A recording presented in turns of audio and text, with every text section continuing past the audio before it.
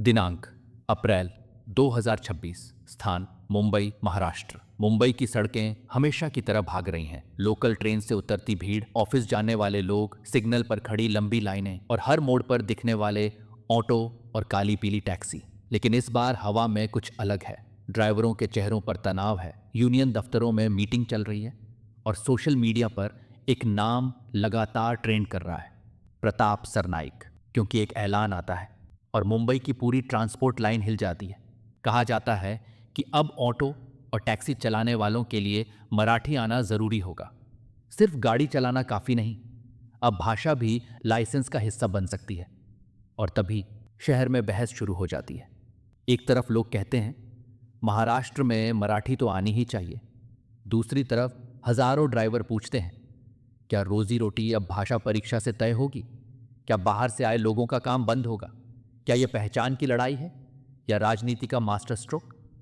मुंबई में पहली बार सड़क पर सिर्फ ट्रैफिक नहीं, भाषा भी खड़ी है।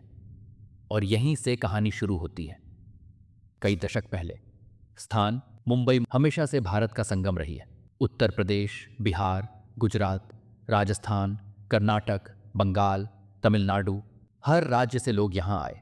किसी ने मिल में काम किया, किसी ने दुकान खोली और हजारों लोगों ने ऑटो और टैक्सी चलाकर घर बसाया।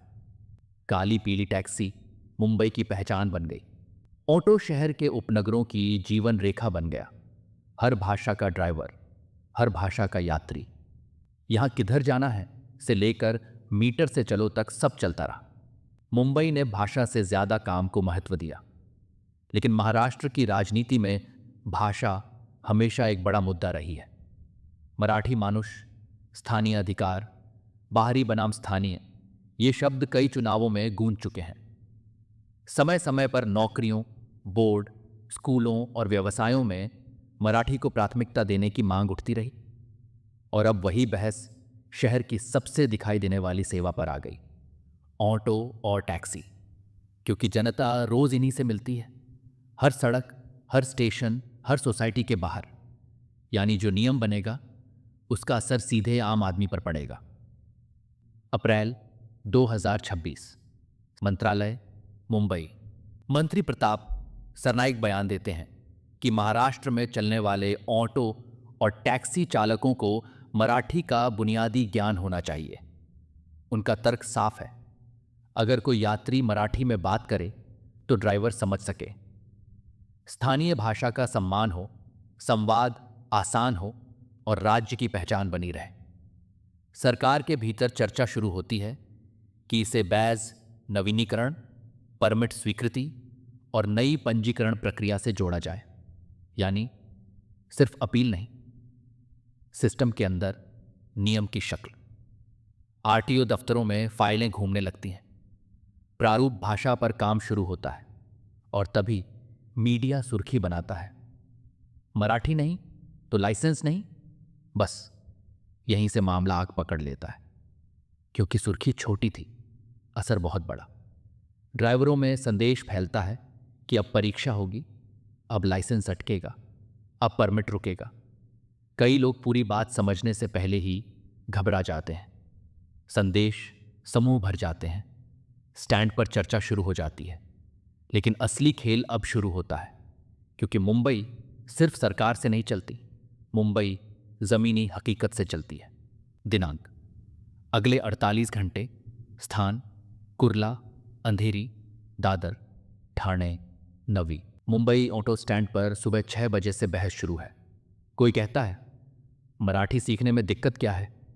दूसरा बोलता है सीख लेंगे, पर लाइसेंस रद्द क्यों? तीसरा कहता है हम 20 साल से चला रहे हैं, अब अचानक परीक्षा। कई ड्राइवर दूसरे राज्यों से आए हैं। कुछ को बुनियादी मराठी आती है, कुछ यात्रियों से टूटी फूटी बात कर लेते हैं, कुछ हिंदी अंग्रेजी मिलाकर काम चला लेते हैं। असल समस्या भाषा नहीं, डर है, कहीं नियम भ्रष्टाचार का नया दरवाज़ा न बन जाए। यूनियन नेता बैठक बुलाते हैं। फाइलें, पुरानी शिकायतें, परमिट में देरी, चालान का दबाव, ईंधन की कीमत, सब मुद्दे फिर सामने आ जाते हैं। अब भाषा नियम सिर्फ भाषा नहीं रहा, ये जमा हुआ गुस्सा बाहर आने का माध्यम बन गया।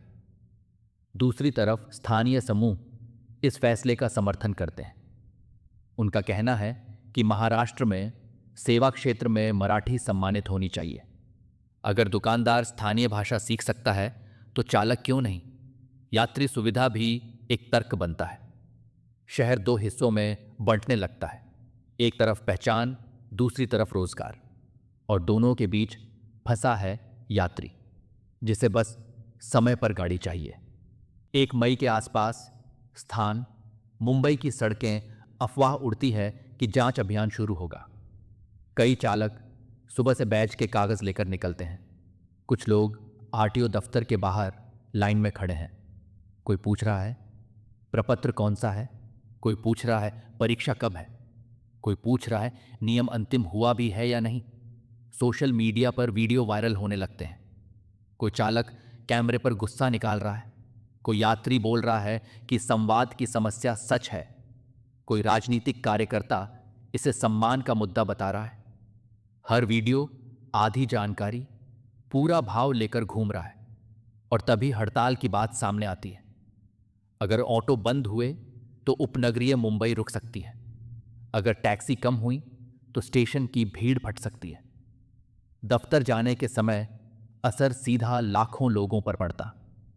सरकार दबाव महसूस करती है, विपक्ष मौका देखता है, समाचार चैनल बहस चलाते हैं, नारे ट्रेंड करते हैं, जमीन पर पुलिस तैनाती बढ़ती है।